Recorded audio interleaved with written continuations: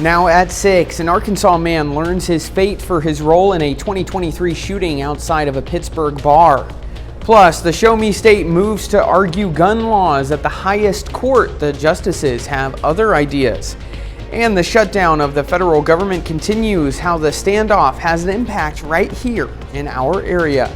The 4 states' most watched news starts now. The suspect in a fatal shooting outside of a bar in 2023 in Pittsburgh learns his fate today. This is KOAM News at 6. I'm Anthony Saviello. The incident happened on a Sunday morning back in August 2023. Authorities responded around 1:15 to a reported shooting. On scene, they discovered Justin Krogan of Pittsburgh had been shot outside of a local bar and died from his injuries. The suspect, Jamon Allen, was arrested nearly 4 months later in Arkansas. At the time, Allen was extradited to Crawford County Jail. He had originally been charged with murder in the first degree, but in June, Allen accepted a plea bargain which dropped the murder one charge. Today, a Crawford County judge sentenced the Pine Bluff man to 10.5 years in prison for voluntary manslaughter, aggravated battery, and aggravated assault. Allen was also ordered to pay $7,500 in restitution and register upon his release as a violent offender. Let's go ahead and check in with Chief Meteorologist Doug Hetty for a first look at our weather.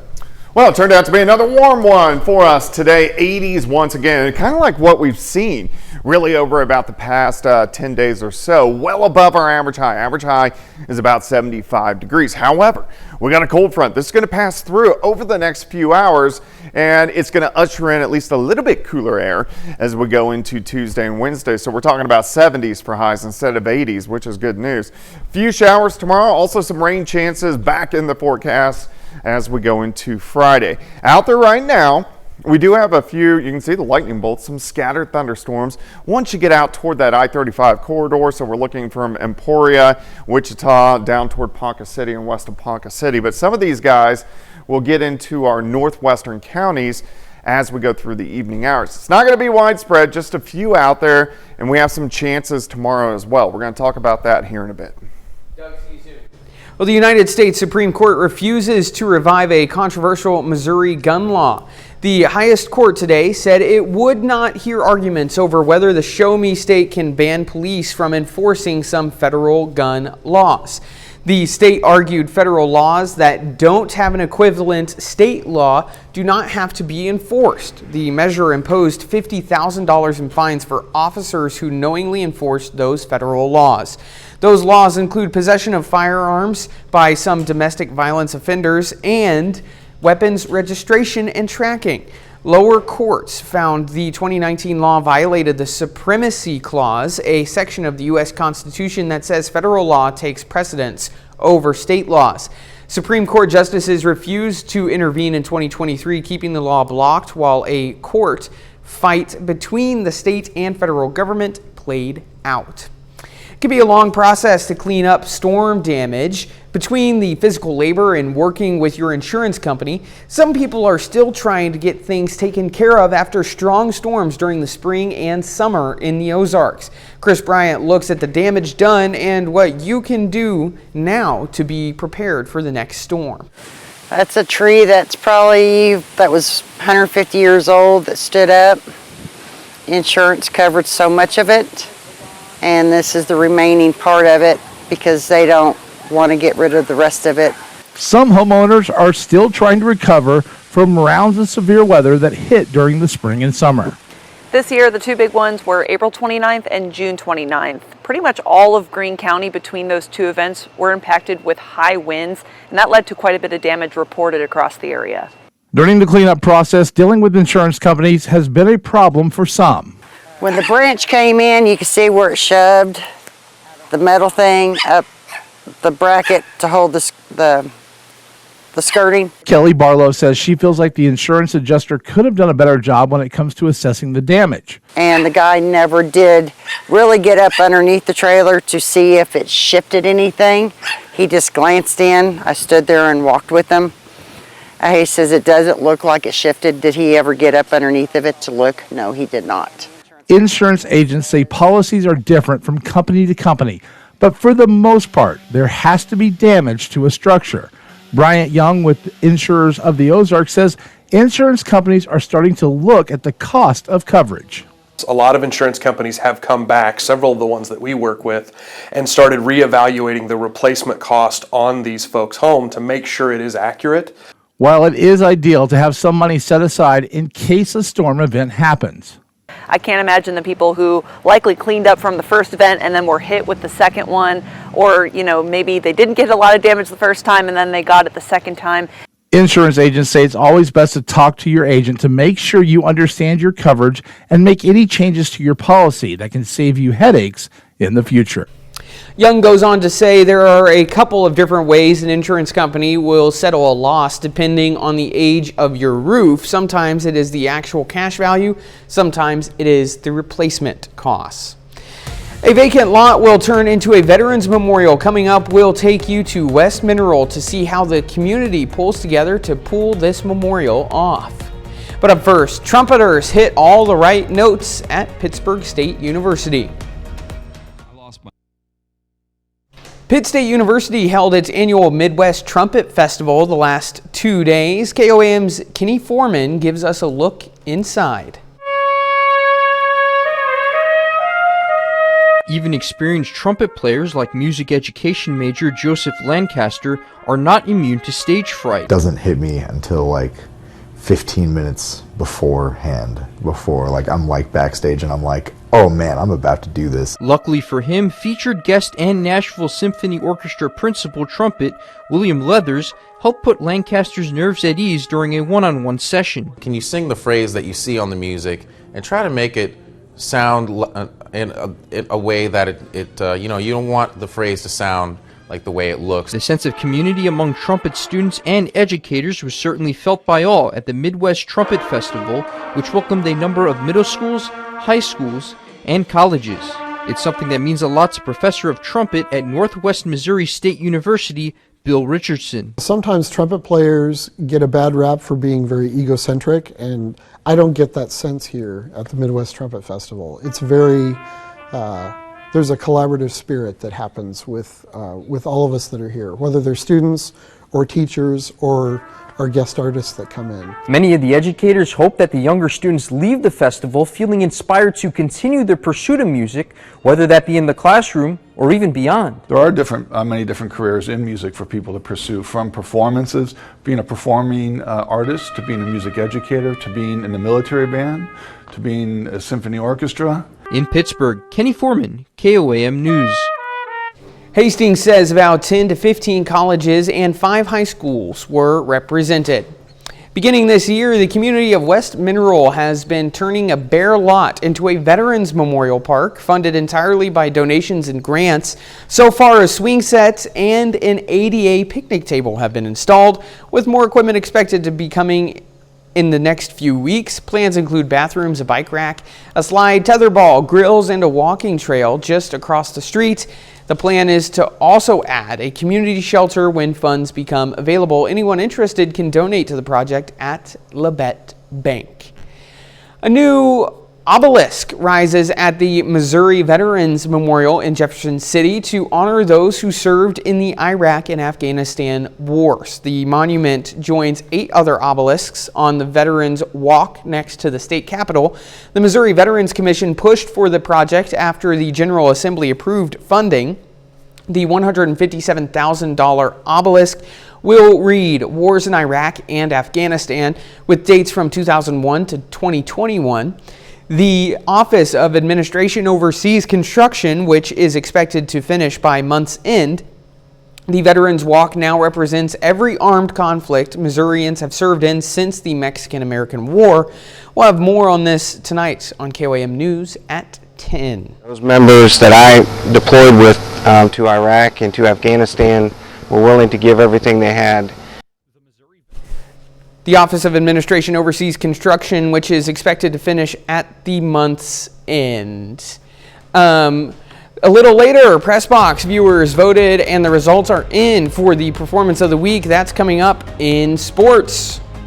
Plus, it looks like our temperatures are going to cool down just a bit the next few days. We'll have the latest coming up. Season is here in Pittsburgh, home of Connect to Culture and Spivus Center for the Arts.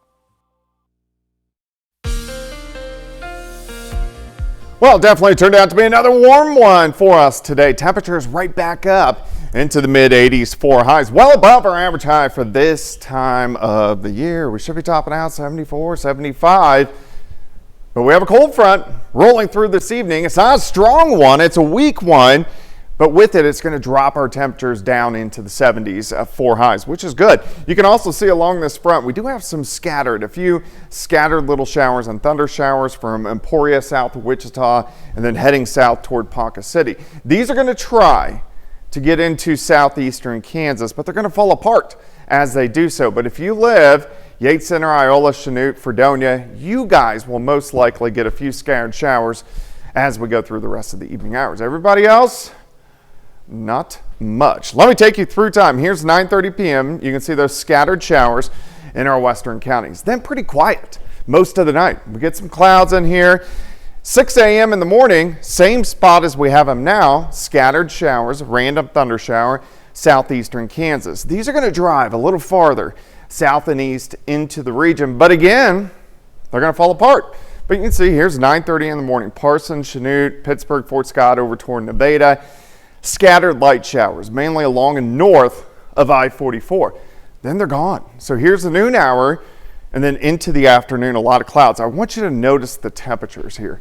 We are significantly cooler. So instead of 85, 86, 87, we're talking 70 to about 73 degrees by the afternoon hours. Look at the temps tomorrow night. We drop back 53, 54.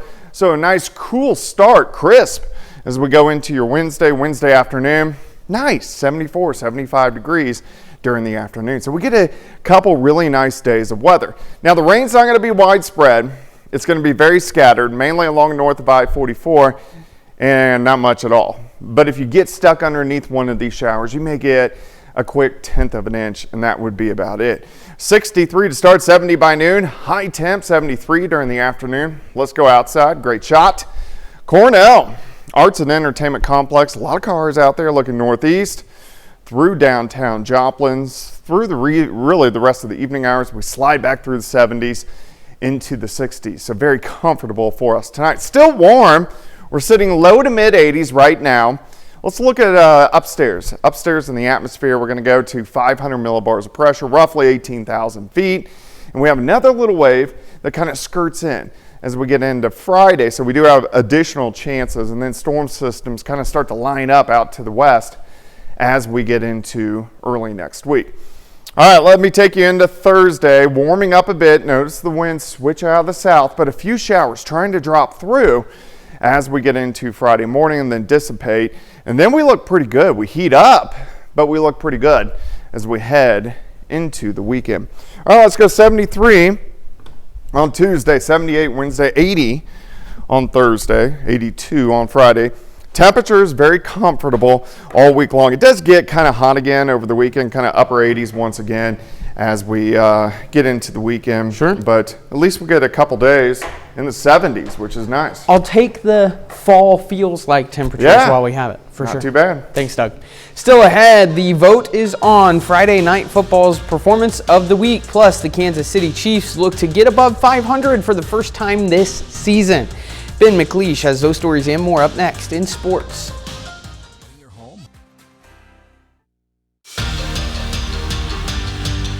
In less than an hour, the Kansas City Chiefs square off with the Jacksonville Jaguars at Everbank Stadium. And Andy Reid's squad has a big opportunity in prime time.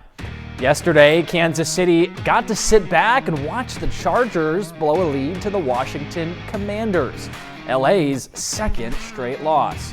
And that means that the Chiefs, after starting 0-2, can enter a three-way tie for first place in the AFC West at 3-2. What a turn of events for Kansas City. Just 3 weeks ago, it looked like Patrick Mahomes and the crew would be facing an uphill battle the whole season. Now, in Week 5, they can already get even with a win over the Jaguars. The Chargers still hold the tiebreaker over Kansas City, but the Chiefs can fix that as they have one more game against Los Angeles. To say the least, it's been a great 2-week stretch for the Chiefs, and now they have the chance to add the cherry on top with a win tonight. But it won't be easy. Jacksonville had lots of questions to answer this season, but the Jags have come out hot as of late, starting this year 3-1, and are a last-minute touchdown away from being 4-0. But I know Jacksonville won't feel good about this game because the Chiefs have yet to lose to the Jaguars in the Andy Reid era. In fact, they've won 8 in a row, with the Chiefs' last loss coming in 2009. The KC defense has dominated the last couple weeks. Tonight, they'll look to stop a surprisingly efficient Jaguar offense led by QB Trevor Lawrence, wide receiver Brian Thomas Jr., and running back Travis Etienne. This one starts in less than an hour. Kickoff is set for 7:15. Although the weather doesn't seem to realize it yet, October is officially here, which means playoff baseball is upon us. Tonight, the 4-seed Cubs take on the MLB best Milwaukee Brewers. The Brewers dominated Game 1 of the series, scoring 9 runs in the first 2 innings and taking down Chicago 9-3. Now, the Cubbies, with Shota Imanaga on the mound, look to even up the series before heading back to Chicago. The Brewers ended the regular season with Major League Baseball's best record. They'll look to keep it rolling tonight and take the 2-0 series lead. Milwaukee is opting for a bullpen game tonight. Reliever Aaron Ashby will get the ball in the first inning, but won't go the length of a traditional starter. First pitch for tonight's matchup is set for an oddly specific 8:08 p.m. Every Friday night during Press Box, we ask our viewers to vote on who they think dominated on the field. Today, the vote is in. Carthage quarterback Zane Browning gets the nod for his performance against Joplin. Browning led the Tiger offense to 28 points and, most importantly, the win. Carthage is off to a 5-1 start with Browning at the helm. But if you want to join in on the fun, you can cast your vote every weekend on our website, koamnewsnow.com/pigskin. Well, that's it for sports. We're back with more after this. Closed captioning is brought to you by Auto Injury.